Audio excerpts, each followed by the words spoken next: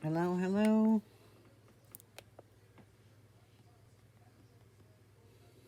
Let me find myself here.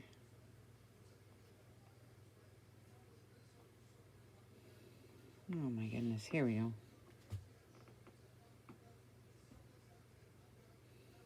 Hello. Hi, it's Sunday. Sunday fun day. Football season starts, and so I'm on YouTube. So, I'm having so much fun. This is my fourth journal here. I'm on a series, kind of, to use up all my old junk before I start new stuff in the new year. So I finished up a lot of different projects and different papers and different stuff that I've been trying to, bins and bins of homemade stuff that I got. So when I get down to the end where I just have scraps left, that's my favorite time, because then I get to do Franken pages, which I have a lot of videos on. But I decided to come in and do another one because this one is going to be a little bit different, because I'm going to be telling a story. And I always love storytelling in journals. I've done it for years, and I just like to do it. And so I just wanted to talk about how you lay out your journal and how you can figure out your signatures in a way to tell a story. And so this is a music magazine. It's huge, it's old, and I love it so much. It's 1933, and you know, there's a lot of different directions you could take this. But I'm such a romantic, and I just want to talk about that. So, hold on a second. I got a frog in my throat. So, what I want to do is just take this cover, and I have this huge cereal box that I got at Costco with crackers. And so it's going to be huge, 2 signatures.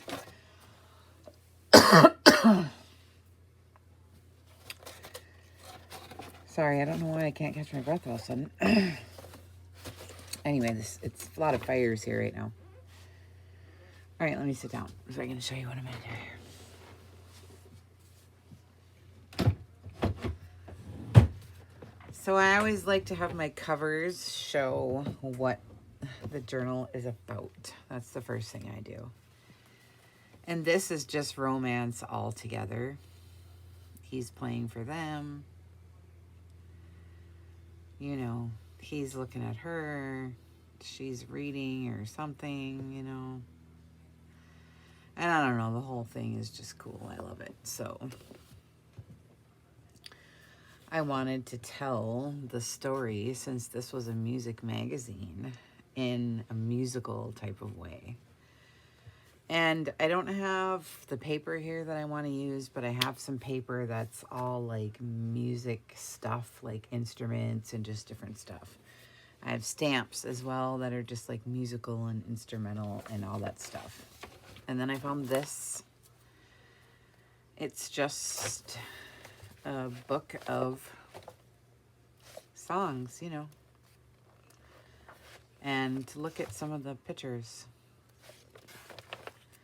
They're the right size pages. So I decided to just go through this book and kind of pull out pages and make a story from some of it. And surprisingly, like, I'm shocked at how good it looks. I'll show you guys here. Anyway, this is the book, and I'm looking for the year now.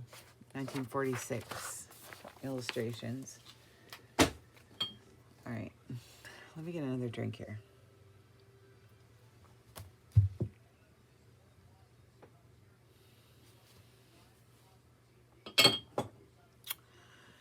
the fires here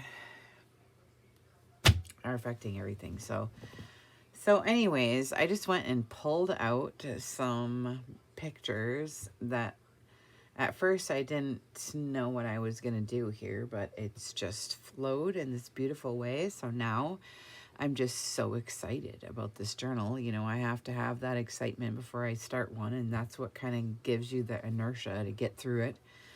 And so anyways, my old Kentucky home, this is a Southern guy, and I'm just making a story about this guy right here and what happened to him. And this is going to be on my inside front cover, or, you know, one of the first pages or something. And I just love it. I think it's cool, you know. And oh my God, you guys. I'm going to have to quit.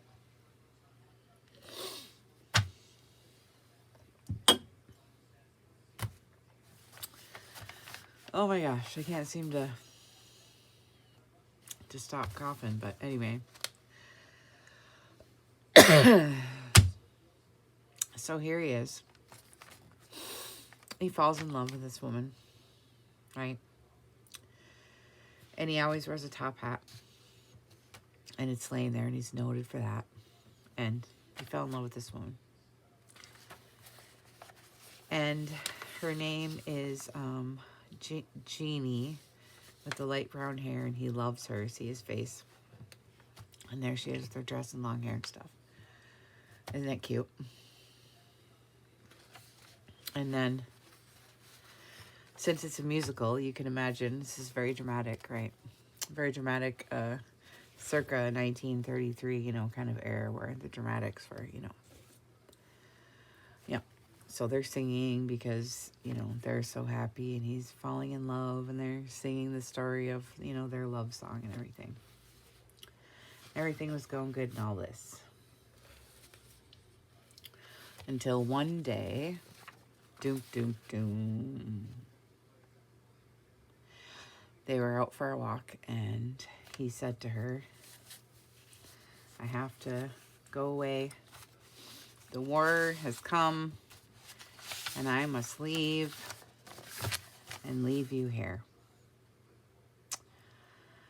And so the next page is, his name is Willie, by the way. He comes back into where his buddies are, and they're all having fun and, you know, drinking and having a good time, it looks like. And there he comes in. See, they see him, and they're saying, hey, come in, have a drink, you know. And he's in the shadows going up the stairs with his top hat on, and, you know, he's all depressed because he's got to leave for war and stuff. And the next page is here where he's leaving off to war, and she's watching the ship leave, and her and the dog are on the seaside, and she has a crumpled up hanky because she's been crying, and he leaves and goes off to war. And here they are, marching into battle. And, you know, that whole scenario. And then I think I'm going to do one more war page where they're all sitting around, they're having drinks, and they have a banjo out, and they're singing, and they got word that they get to go home. And there's the, you know, the boss guy there, and here's your guy Willie here. Finally, they get to go home.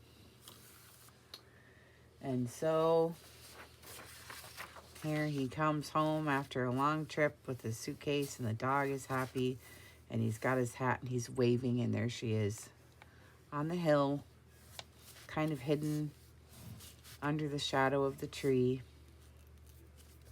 And he's walking up, and there's their house. And as he approaches, he sees that she's got a baby. Oh, look. So this whole time he was gone to war, she had a baby, and there's the dog welcoming him home. He's coming, walking up the gate, you know, and there she is. Isn't that sweet? And I was thinking, because I have a sick sense of humor, that she grew up and here she is. But look, she looks creepy. So I was like, oh my God, here's this creepy little girl, you know. But it was a fun story until then. So I can't decide if I'm going to do that or not. But, so let me just show you what the deal is here. So I was going to go with this direction. You know how I do sometimes with these. And I might be able to put some of these in here. But I'm sure I'm going to, because I have 2 signatures. And so, you know, I'm going to have fill-ins around these somewhere. And since I only have 2 signatures, let's see how many is in here. 1, 2. I'm only going to use the words on that, but I don't know. I could use it. 3, 4. I don't know, you know, 5,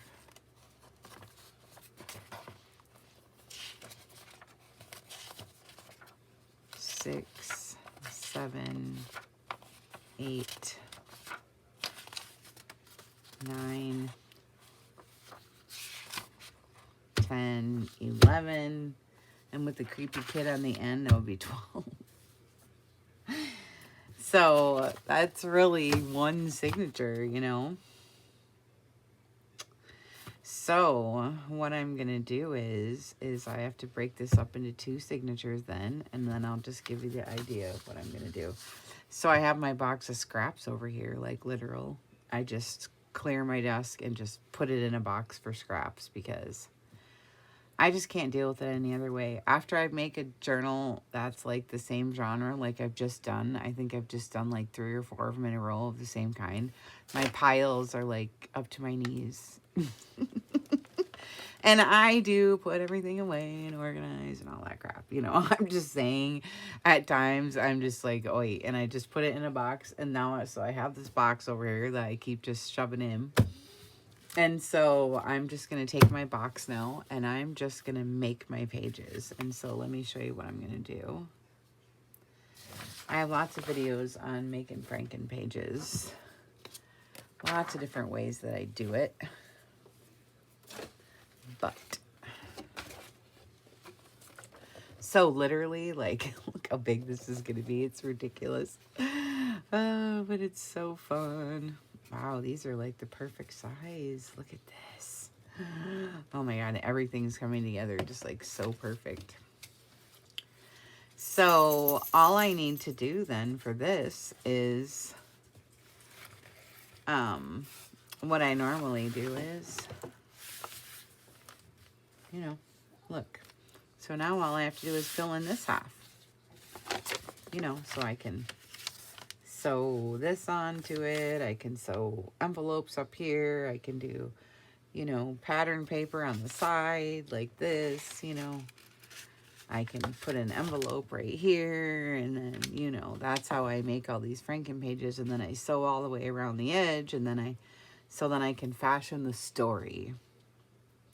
But it's tough to do when you have to get everything perfect when you're telling a story. The pictures all have to line up and stuff. So, I've done it a few times, but it's tougher, you know what I mean? So anyways, so it's really fun. And so this is what like the next, you know, kind of video segments that I'm going to be doing is. So if you don't want to miss it, make sure you hit the little bell icon there so you get notified when I come on. And then so anyways, I'm dyeing fabric for this because I want that pink color on the front of the cover. And so I just wanted to pull some papers for the signatures. So I've got these, obviously.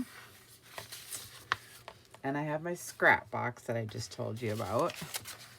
And then I have a pink stationery set in my shop that I just like, my color pink that I make. And so I'm going to use some of this some of it. I think. I'm not quite sure. I need to bring some kind of color because I'm using sheet music.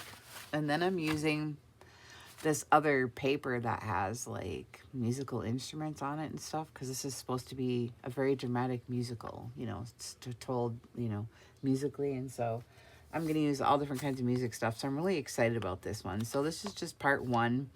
And I just wanted to show you the story first and the concept and the idea and how to pull the papers out and what I'm doing, you know.